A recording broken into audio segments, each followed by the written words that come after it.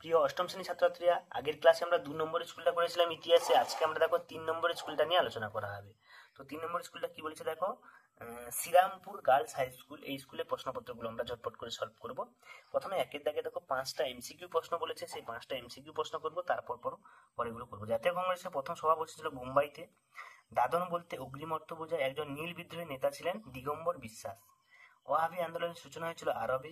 British সরকাররা ছিল বিধির বিধান নরমপন্থীদের কাছে।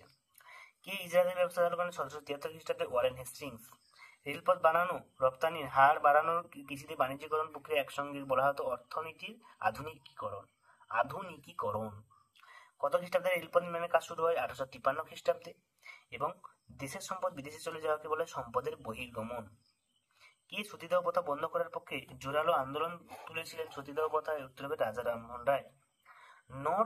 লর্ড নর্থব্রুকের জারি করা ন্যাট্টাভিয়ন নিয়ন্ত্রণ আইনের উদ্দেশ্য ছিল ব্রিটিশদের ভাবমূর্তিকে রক্ষা করা।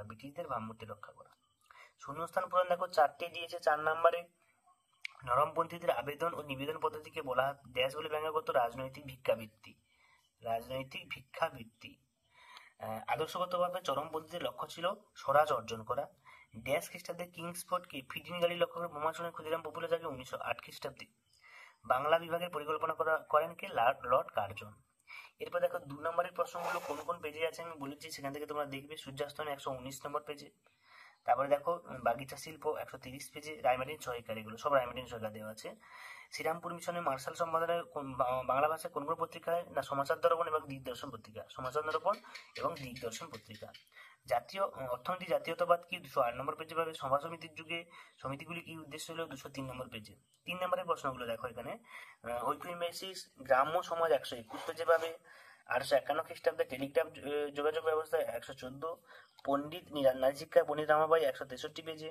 ফরাজি আন্দোলন 154 পেজে। হিউম ডাফরিন ষড়যন্ত্র 206 পেজে। নীল বিদ্রোহ 151 পেজে। এরপরে দেখো 1853 খ্রিস্টাব্দে রেলপথ নির্মাণ 99 পেজে পাবে। ঈশ্বরচন্দ্র বিদ্যাসাগর সমাজ সংস্কার 143 পেজে এবং 197 পেজে বঙ্গভঙ্গ বিরোধী আন্দোলন। এই হচ্ছে তোমাদের টোটাল 3 নম্বর স্কুলের প্রশ্নপত্র।